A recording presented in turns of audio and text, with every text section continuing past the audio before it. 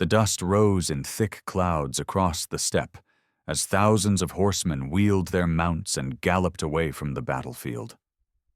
To their enemies, standing in tight formation with shields locked and spears bristling, the sight must have seemed like salvation itself.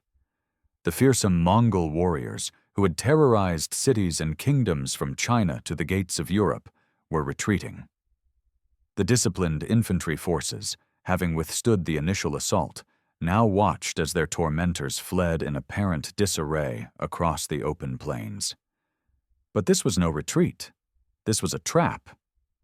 The feigned retreat stands as one of the most devastating tactical maneuvers in military history, and no army wielded it with more deadly precision than the Mongols.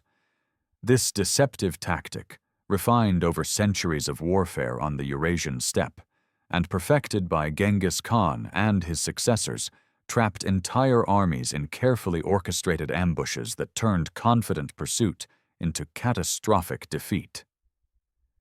Time and again, commanders who should have known better fell victim to this ancient stratagem, watching helplessly as their forces were methodically destroyed by an enemy they thought they had beaten. The origins of deception in steppe warfare.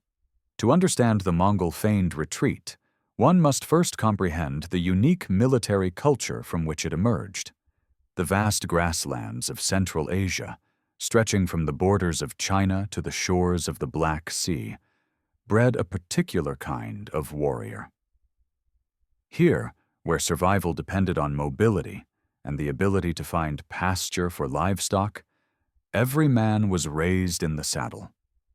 Children learned to ride before they could properly walk, and by adolescence they could shoot arrows with devastating accuracy from a galloping horse. The steppe nomads had waged war among themselves for millennia before the Mongols united these tribes into a single, unstoppable force. Their style of combat differed fundamentally from that of the settled civilizations surrounding them.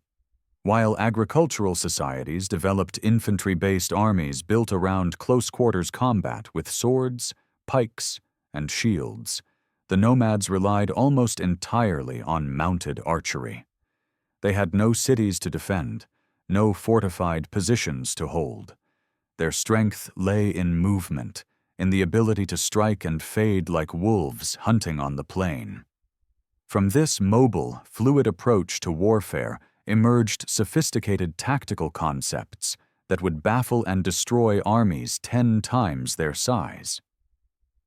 The feigned retreat was not invented by the Mongols.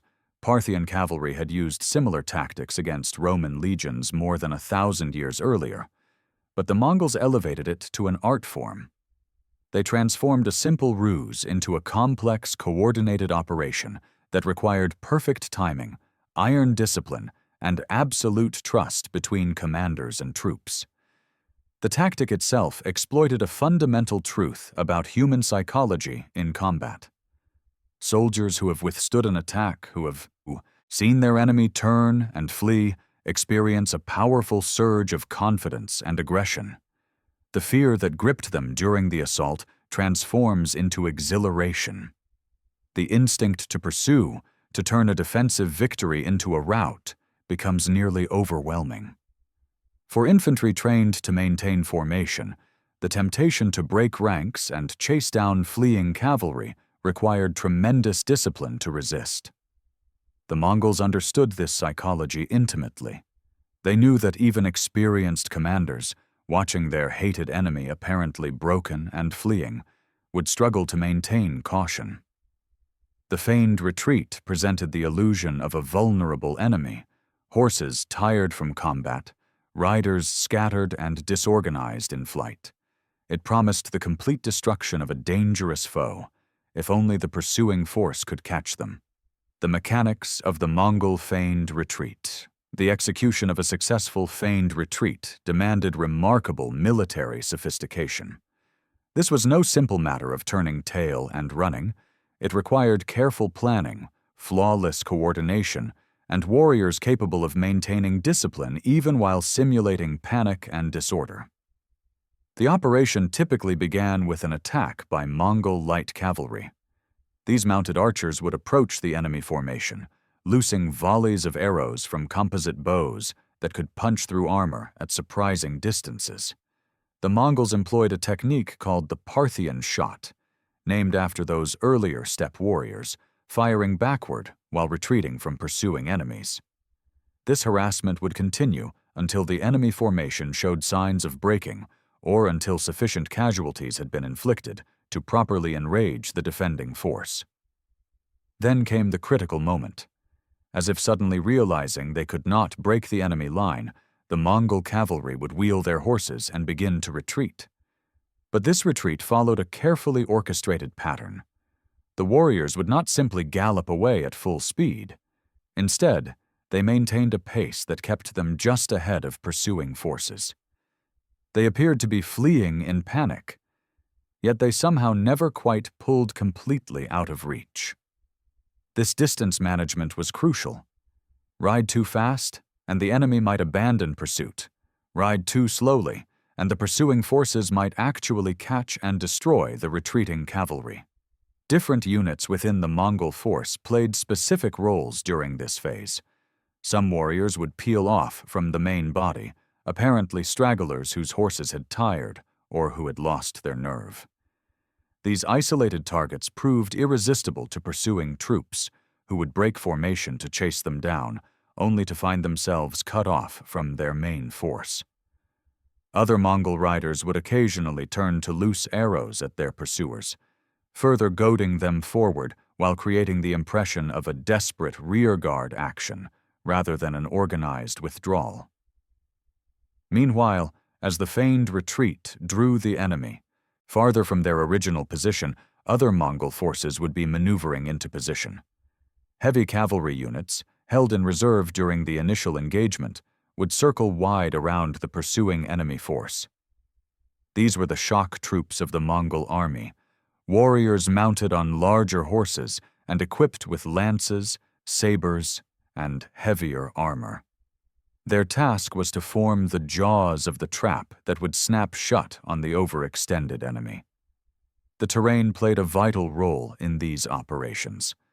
Mongol commanders carefully selected battlefields that would facilitate their tactics.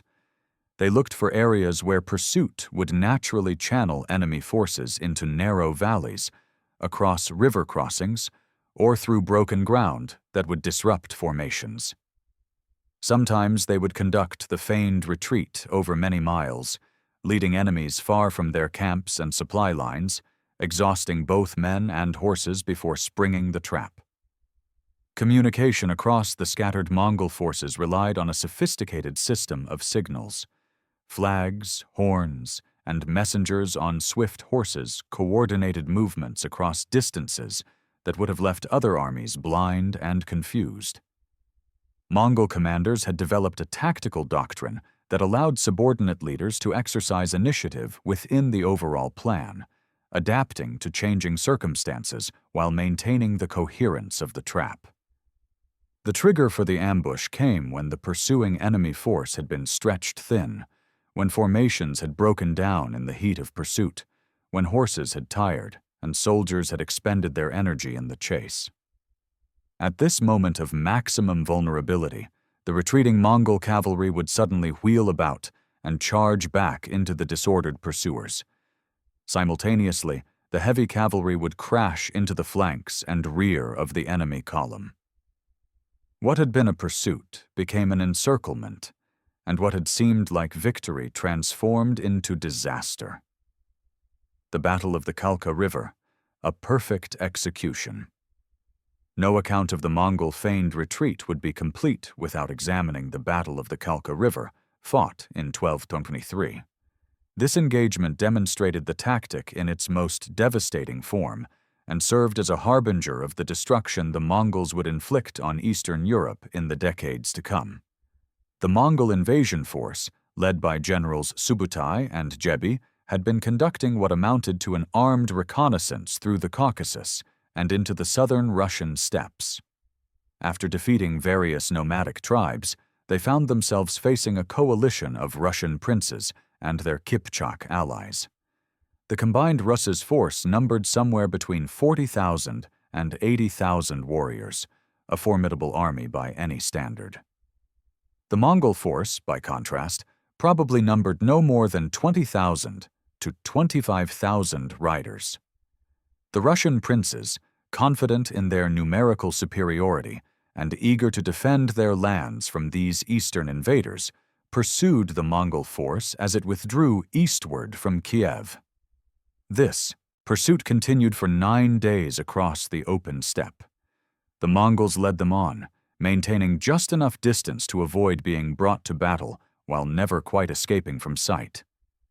To the Russian commanders, it must have seemed that they were on the verge of catching and destroying an outnumbered enemy force attempting to escape back to the east. On the banks of the Kalka River, the Mongols finally turned to fight. When the Rus's vanguard, led by Prince Mstislav of Galicia and the Kipchak Khan Yarun, caught up with what they believed was the main Mongol force, they attacked immediately without waiting for the rest of the Russian army to arrive. This played perfectly into Mongol hands, allowing them to defeat the coalition forces in detail rather than facing the full strength of the combined army at once. The Mongol light cavalry engaged the advancing Rus's forces, trading arrows and making brief charges before pulling back. To the Russians, this must have seemed like more of the same harassment they had endured throughout their pursuit. But as the engagement developed, the Mongols began another withdrawal, this time with the forward Russian forces in close pursuit. The pursuing Russians found themselves drawn away from the main body of their army. The Mongol retreat accelerated, and the vanguard forces pressed harder to catch them, their formations becoming increasingly disordered in the process. Then, with devastating suddenness, the Mongols reversed direction. The light cavalry that had been fleeing suddenly turned into an organized attack force. Simultaneously, Mongol heavy cavalry that had been hidden behind low hills crashed into the flanks of the Russian column. The forward Russian and Kipchak forces collapsed almost immediately. Warriors who moments before had been convinced they were pursuing a beaten enemy found themselves surrounded and fighting for their lives. The Mongol encirclement tightened methodically, and most of the vanguard was destroyed on the field. Those who managed to escape fled back toward the main Russian force, spreading panic as they ran. The remaining Russian princes, including Mstislav of Kiev, formed a fortified camp and attempted to hold out. The Mongols, having destroyed the vanguard, now besieged this camp for 3 days before negotiating a surrender under false terms of safe conduct. The captured princes were executed, reportedly by being placed under boards on which the Mongols held their victory feast, crushing them to death. Of the massive Russian army that had confidently pursued the Mongols across the steppe, perhaps only 1 in 10 warriors survived to return home. The Kalka River demonstrated the feigned retreat in its most complete form. The 9-day pursuit exhausted the Russian forces and stretched their supply lines to the breaking point. It separated the more aggressive vanguard from the more cautious main body, allowing the Mongols to defeat them separately. It drew the coalition army far from their fortified cities into terrain favorable to cavalry operations, and it exploited the psychological vulnerability of warriors who believed they were on the verge of victory, transforming their confidence into a fatal liability. The Battle of Mohi, trapping an entire kingdom. If the Kalka River served as a preview of Mongol tactics, the Battle of Mohi in 1241 represented the full devastation they could inflict on European armies. This engagement nearly resulted in the complete destruction of the Kingdom of Hungary and opened Central Europe to potential Mongol conquest. The Mongol invasion of Hungary, led by Batu Khan and directed by the brilliant General Subutai, represented one of the most sophisticated military campaigns in medieval history. The Mongols approached the problem of conquering Hungary with characteristic strategic planning. They gathered intelligence on the kingdom for years before the invasion, sending spies and merchants to map the terrain and assess military capabilities. When the invasion began, multiple Mongol columns attacked from different directions, preventing the Hungarian king, Béla IV, from concentrating his forces against any single threat. King Béla managed to assemble a substantial army, perhaps 60,000 to 70,000 troops, including Hungarian knights, Croatian forces, and Austrian auxiliaries. The king marched this army eastward to meet the Mongol threat, establishing a fortified camp on the plain of Mohi, near the Sajo River. The position seemed strong, protected on one side by the river, and with the bulk of the army concentrated behind field fortifications. The Mongols approached from multiple directions, with Subutai demonstrating his genius for coordinated operations across vast distances. While one Mongol force approached the main bridge crossing the Sajo River, another forded the river miles to the south, preparing to envelop the Hungarian position from an unexpected direction. On the morning of April 11, 1241, the Mongols launched their attack. Their assault on the bridge was fierce and sustained, with mounted archers providing covering fire while shock troops forced the crossing. The Hungarians defended stubbornly, and for hours the battle raged at this choke point. To King Béla and his commanders, this must have seemed like a straightforward engagement. The Mongols were attempting to force a river crossing, and the Hungarians were holding firm.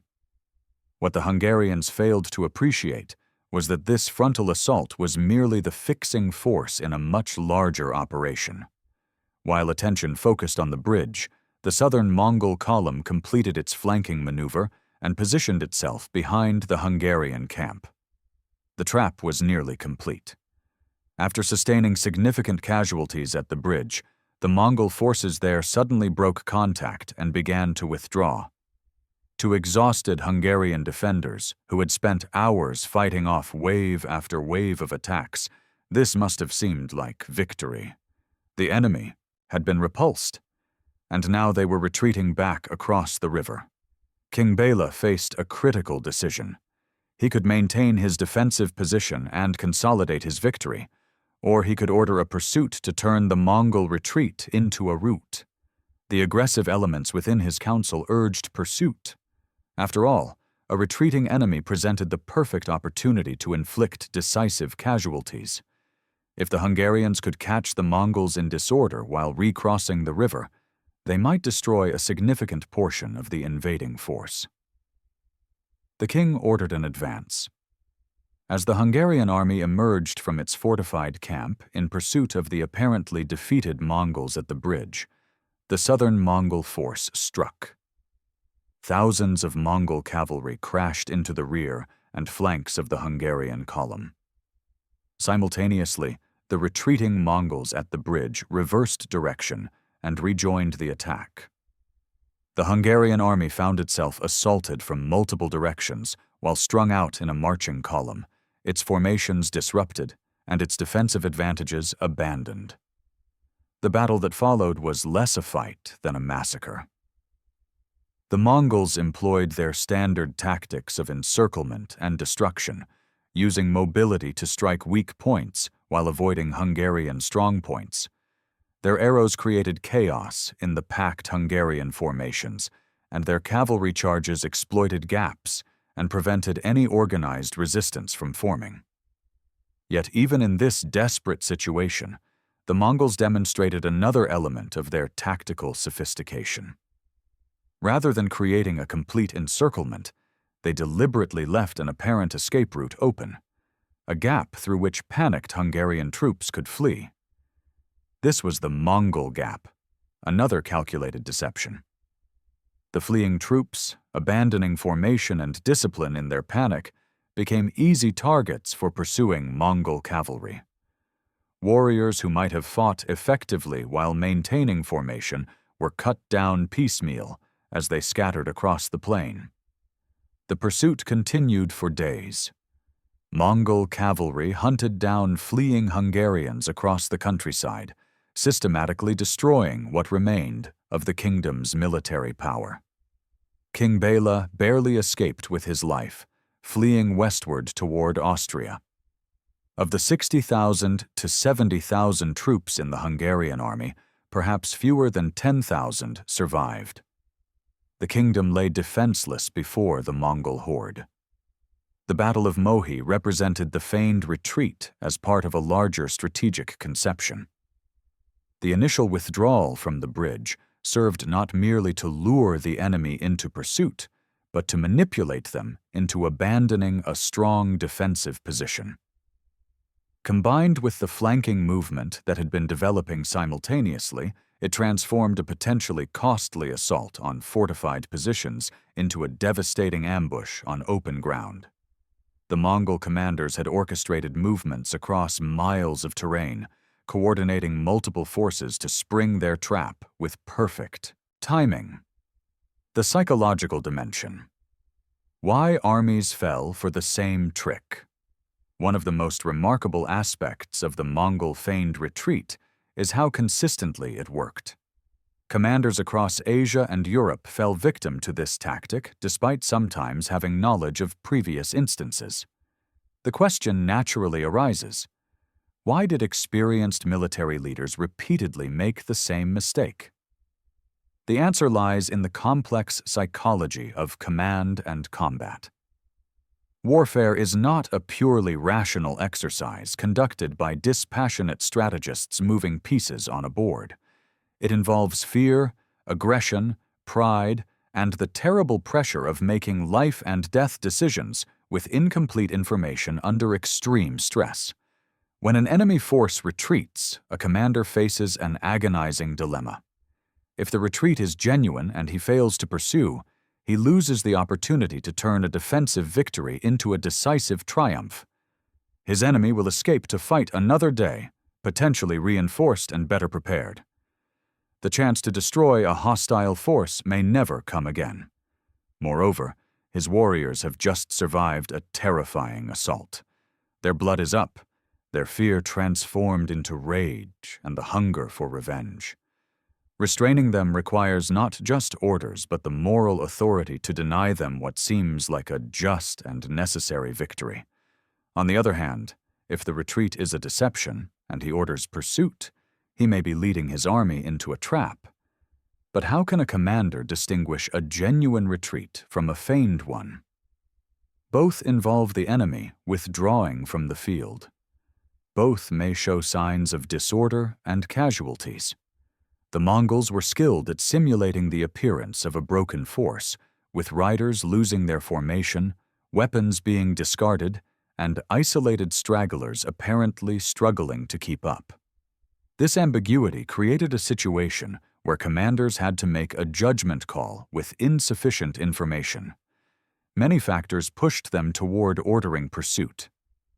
Military doctrine of the era emphasized the importance of aggressive action and the pursuit of decisive victory. A commander who showed excessive caution might be accused of cowardice or timidity by his subordinates and superiors. The political and military culture of medieval kingdoms valued martial prowess and aggressive leadership. Furthermore, the Mongols' very success with this tactic made it more effective over time, not less. Reports of Mongol deceptions circulated, but they competed with other reports of genuine Mongol retreats and defeats. As the Mongol Empire expanded, it inevitably suffered occasional setbacks. Not every Mongol withdrawal was a trap. Sometimes they did retreat in the face of superior forces or unfavorable circumstances. This meant commanders could never be certain which situation they faced.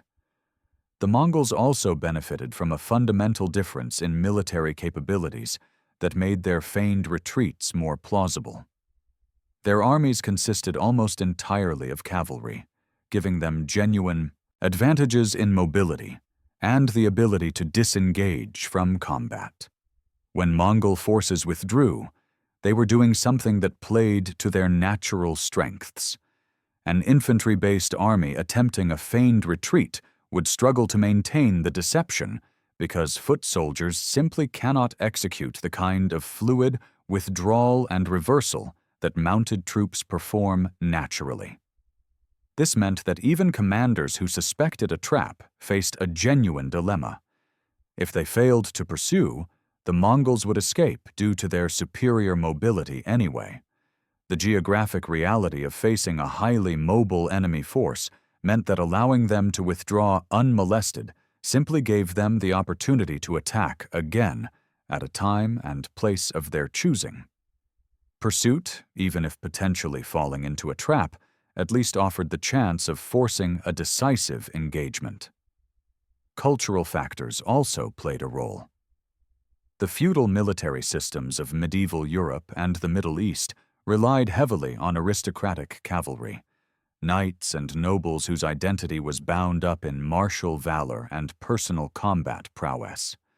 For such warriors, the sight of an enemy fleeing triggered deeply ingrained instincts to pursue and engage in individual combat. The discipline required to watch an apparently beaten enemy escape without giving chase ran counter to their entire worldview and training. The Mongols, by contrast, came from a military culture that valued cunning and deception as highly as courage. Steppe warfare had always involved trickery, ambushes, and raids. There was no shame in retreating to set up a better attack. It was simply smart tactics.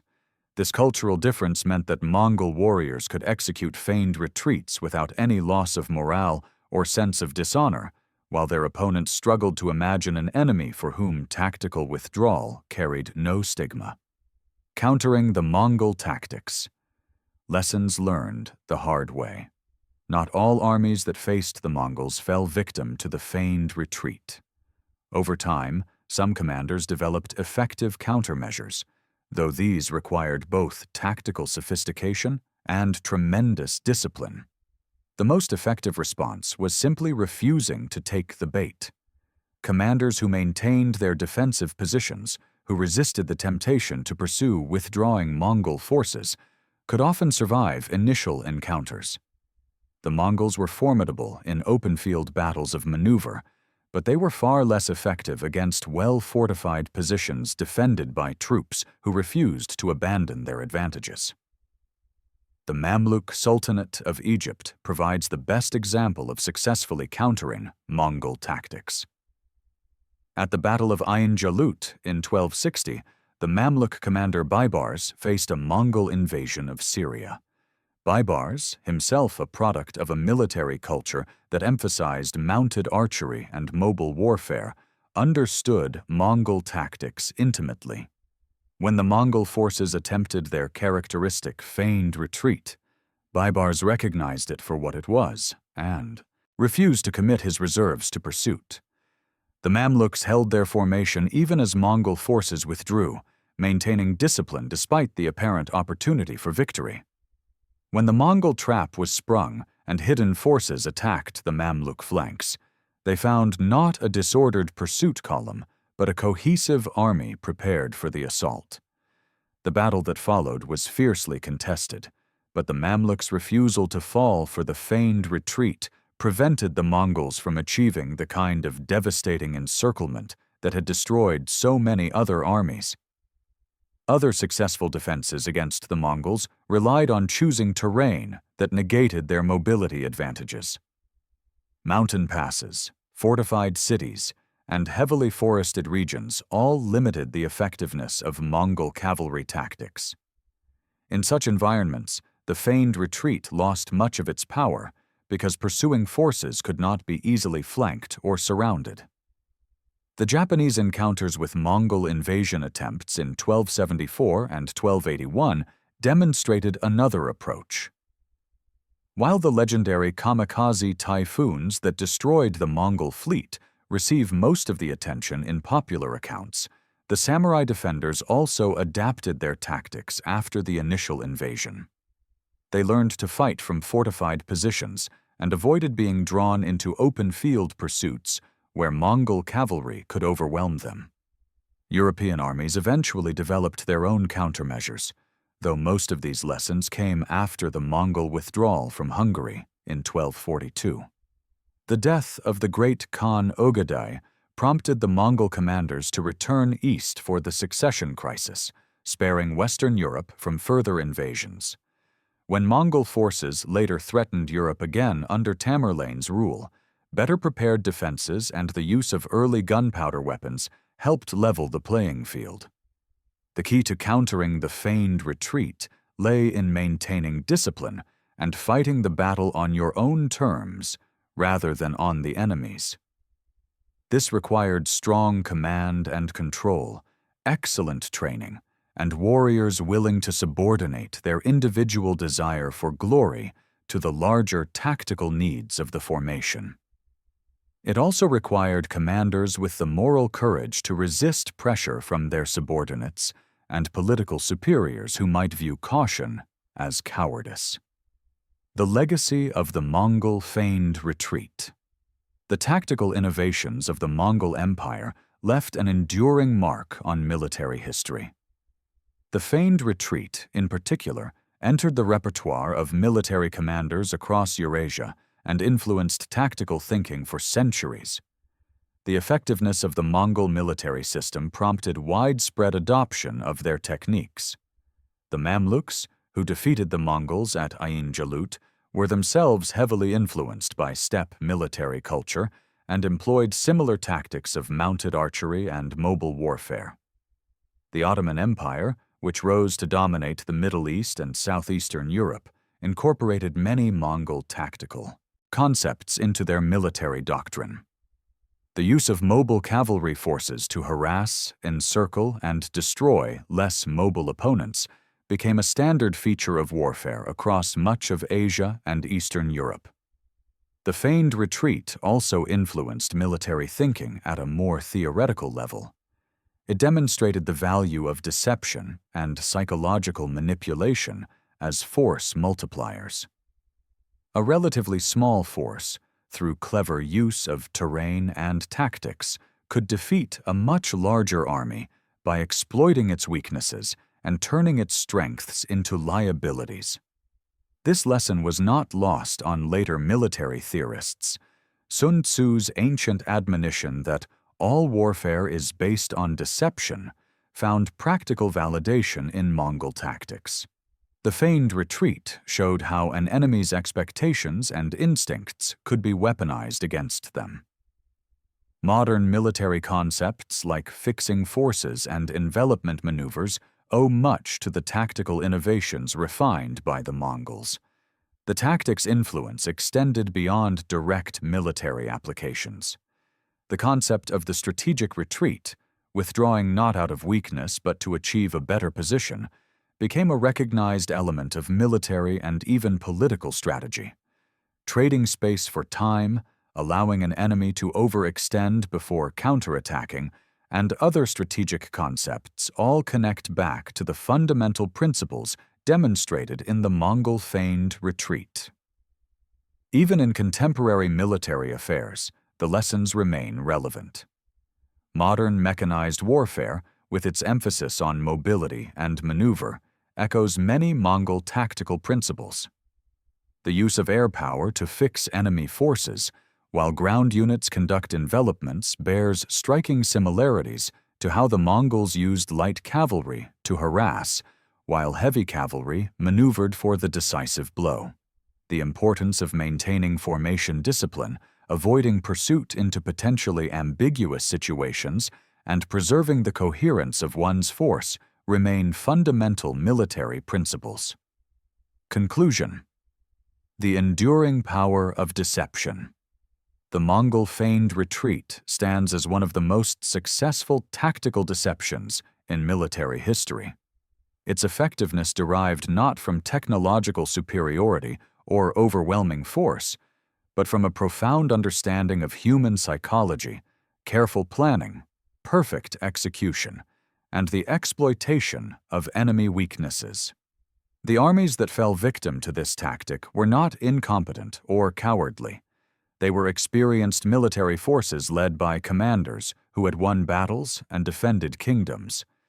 But they faced an enemy whose military culture, tactical sophistication, and operational capabilities represented something genuinely novel in medieval warfare. The Mongols had perfected a way of fighting that turned conventional military wisdom on its head, making aggressive pursuit, normally a cardinal virtue, into a potentially fatal mistake. The trap worked because it exploited fundamental aspects of combat psychology, the relief and exhilaration of surviving an assault, the aggressive instinct to pursue a beaten enemy, the pressure to achieve decisive victory, and the difficulty of distinguishing genuine retreat from feigned withdrawal.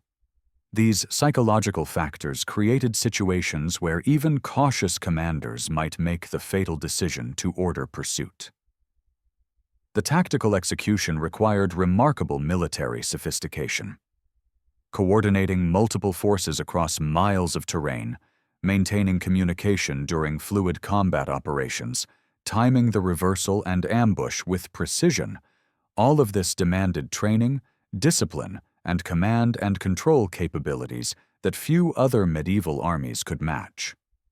The Mongols achieved this through their decimal organization system, sophisticated signaling methods, and a military culture that emphasized flexibility and initiative within the framework of overall strategic plans.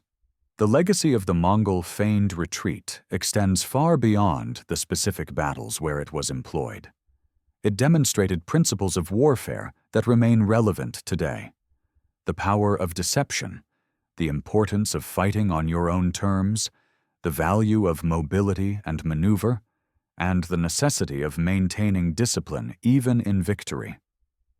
Armies that mastered these lessons could effectively counter even the fearsome Mongol military machine.